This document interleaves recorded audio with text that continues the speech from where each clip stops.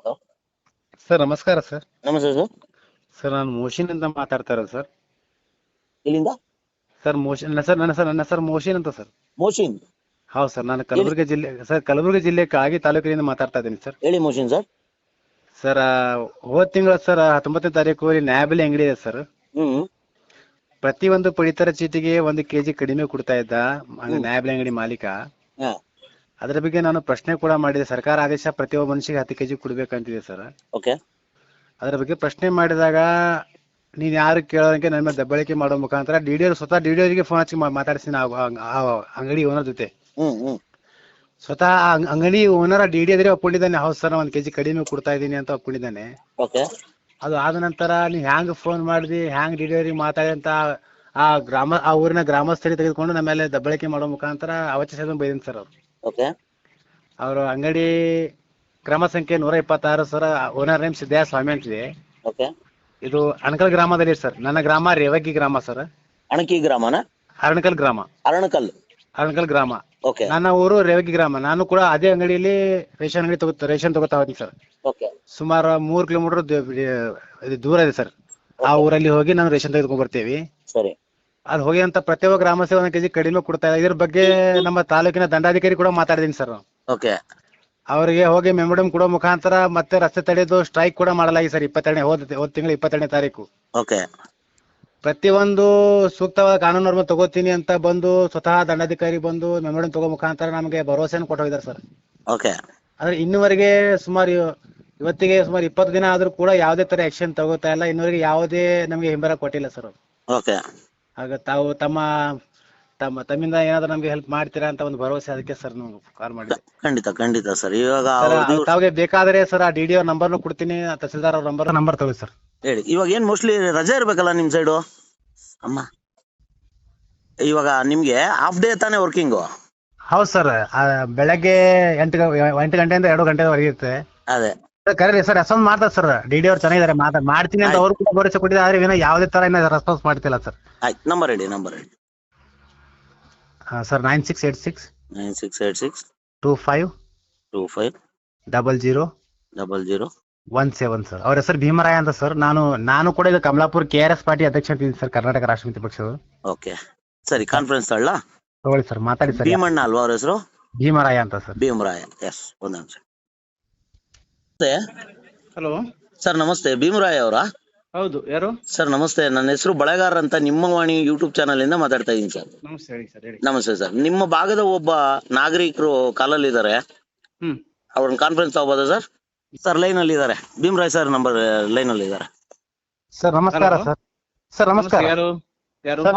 Sir ಮೋಶಿನ್ Patel ಅಂತ sir. ನಾನು KRS party taluk ಅಧ್ಯಕ್ಷ ಮಾತಾಡ್ತೀನಿ. ಹೇಳಿ ಸರ್, ಮೊನ್ನೆ ನಿಮ್ಗೆ ಕಾಂಪೇನ್ ಮಾಡಿದ್ರಿ ಸರ್. ಅದ್ರ ಮುಖಾಂತರ ತಾವು ಏನ್ ಆಕ್ಷನ್ ತಗೋ ಇನ್ನೊಂದು ಯಾವ್ದು ಆಗಿಲ್ಲ ಸರ್.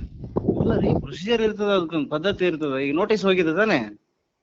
ಯಾಕಂದ್ರೆ ಸುಮಾರು ಸರ್ 19 ತಾರೀಕು ಆದಂತ ಕೆಲಸ ಇವತ್ತಿಗೆ 20 ದಿನ ಆದ್ರೂ ಕೂಡ ಇನ್ನುವರೆಗೆ ಆದ್ರೆ ನನಗೆ ಬಂದಿರೋದು ರಿಪೋರ್ಟ್ ತಹಶೀಲ್ದಾರಿಂದ ನಿನ್ನೆ ಬಂದಿದೆ. ನಿನ್ನೆ ನಮ್ಮ ಆಫೀಸ್ ಇಂದ ನೋಟಿಸ್ ಹೋಗಿದೆ ಆಲ್ರೆಡಿ. ನನಗೆ ತಹಶೀಲ್ದಾರ್ ಅವರು 23ನೇ ತಾರೀಕಿಗೆ ಹಾಕಿದ್ದಾರೆ ಸರ್. ನಾನು ಹಾಕಿದ್ದೀನಿ ಅಂತ ಹಾಕಿದ್ದಾರೆ. ಇಲ್ಲ, ನನ್ನ ಕಡೆ ಬಂದಿರೋದು ನಿನ್ನೆ ಬಂದಿದೆ. ನಿನ್ನೆನೆ ನೋಟಿಸ್ ಕೂಡ ಹೋಗಿದೆ ನಮ್ಮ ಇಲಾಖೆಯಿಂದ. ಅದು ಪ್ರೊಸೀಜರ್ ಇರ್ತದ. ನೀವು ಸರ್ ಏನಂತ ನೋಟಿಸ್ ಕೊಟ್ಟಿದ್ದೀರಾ ಸರ್ ಇವಾಗ? ಅವ್ರು ಏನ್ ಕಂಪ್ಲೇಂಟ್ಸ್ ಬಂದಿರ್ತದ, ಅಲ್ಲಿ ಏನ್ ಲೋಪದೋಷಗಳು ಕಂಡು ಬಂದಿದೆ ಅಂತ ರಿಪೋರ್ಟ್ ಕೊಟ್ಟಿರ್ತಾರ, ಆ ರಿಪೋರ್ಟ್ ಪ್ರಕಾರ ಕೊಟ್ಟಿರ್ತೀವಿ. Okay sir. ಏನ್ ಈ ತರ ನಿಮ್ ತಹಶೀಲ್ದಾರ್ ನಿಮ್ಮ ಮೇಲೆ ಈ ತರ ನೀವು ತಪ್ಪು ಎಸಗಿದಿರಿ ಅನ್ನೋದು ಹೇಳ್ತಾ ಇದಾರ. ವಿಡಿಯೋ ಏನೋ ಇವ್ರೇನು ಹಾಕಿರ್ತಾರ ಸರ್. ಮತ್ತೊಂದು ತಹಸೀಲ್ದಾರ್ ಅವರು ನಿಮ್ಗೆ ಜೈಲ್ ಡೈರೆಕ್ಟರ್ ಮೇಯರ್ ಕಳಿಸಂತ ಮನವಿಯಲ್ಲಿ ಯಾವುದೇ ತರ ಇದಾದಂತ ಸರ್ ಯಾವುದೇ ಸನ್ನಿವೇಶಗಳು ಮೆನ್ಷನ್ ಮಾಡಿಲ್ಲ ಸರ್. ಕೇವಲ ಇಷ್ಟೇ 180 ಕಾಡಿವೆ ಬಂದ್ ಊರಲ್ಲಿ ಹಂಚೋ ಕೆಲಸ ಮಾಡಿ ಅಷ್ಟೇ. ಅದ್ರ ಬಿಟ್ಟು ಏನೋ ಬೇರೆ ನೋಟಿಸ್ ಯಾಕೆ ಹೋಗ್ತದ್ರಿ? ನಿಮ್ಗೆ ಗೊತ್ತಿಲ್ಲಾರ್ದ ಏನೇನೋ ಮಾತಾಡ್ಬೇಡ್ರಿ ಸರ್. ನಮ್ಗೆ ಹಾಕಿದ್ದಾರೆ